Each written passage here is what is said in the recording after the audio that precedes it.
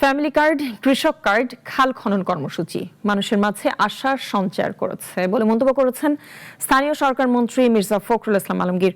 রাজধানীতে এক সেমিনারে তিনি আরো বলেন, বিদেশি বিনিয়োগ আসার ক্ষেত্রে সরকারি সংস্থাগুলোর ধীর গতিই বড় বাধা। মন্ত্রী জানান, বর্তমান সরকার বন্ধু এবং প্রতিবেশী দেশগুলোর সাথে স্থিতিশীল সম্পর্ক রাখতে চায়। রেজাই রাব্বির রিপোর্টে বিস্তারিত।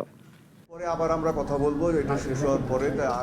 সরকারি সংস্থাগুলোর ধীরগতির কারণেই বিদেশি বিনিয়োগকারীদের ওপর নেতিবাচক প্রভাব পড়ে। তারা নিরুৎসাহিত হলে বিনিয়োগের ক্ষেত্রে এটি একটি বড় সমস্যা হয়ে দাঁড়ায় বলে অভিযোগ করেছেন স্থানীয় সরকার মন্ত্রী মির্জা ফখরুল ইসলাম আলমগীর।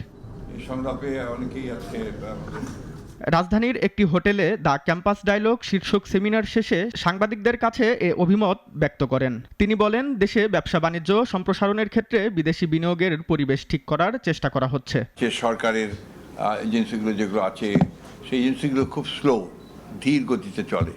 তারা যে গতিতে তারা এটার সমাধান করতে চায় তাদের একটা বিনিয়োগ ইস্যুকে, সেখানে তারা যথেষ্ট সেখানে একটা নেগেটিভ অবস্থা তৈরি, হতাশ হয়ে যায়। আমরা চেষ্টা করছি যে সেই সমস্ত বিষয়গুলোকে ঠিক করে নিয়ে আসার জন্য। বঙ্গোপসাগরের নিরাপত্তা সহ প্রতিবেশীদের সাথে সুসম্পর্ক রাখার প্রতিও গুরুত্ব দেন এলজিআরডি মন্ত্রী।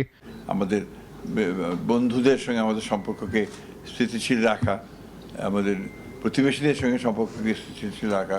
রোহিঙ্গা ইস্যু, এটা আমাদের জন্য একটা বড় সমস্যা। এই সমস্যাটা আমরা সমাধান করতে চাই। দেশে রাজনৈতিক পরিস্থিতি প্রসঙ্গে মির্জা ফখরুল বলেন, অতীতের যে সমস্যাগুলো ছিল তা পুরোপুরি দূর হয়নি, তবে পরিস্থিতি এখনো অনেকটা ইতিবাচক। বর্তমান সরকারের ফ্যামিলি কার্ড, কৃষক কার্ড, খাল খনন কর্মসূচি মানুষের মাঝে আশার সঞ্চার করেছে। ইতিমধ্যে আপনারা দেখেছেন যে ফ্যামিলি কার্ড, আমাদের যে কৃষক কার্ড, খাল খনন কর্মসূচি, এই বিষয়গুলো কিন্তু আপনারা যথেষ্ট জনগণের মধ্যে এটা একটা আশার সঞ্চার করেছে। তিনি বলেন, প্রান্তিক মানুষকে স্বাবলম্বী করে তুলতে সরকার নির্বাচনী প্রতিশ্রুতি বাস্তবায়নের কাজ শুরু করেছে। একটা পর্যায়ে নতুন সরকার এসে প্রিভিয়াস গভর্নমেন্টের অনেক। রেজাই রাব্বি, নাগরিক, ঢাকা। সেগুলো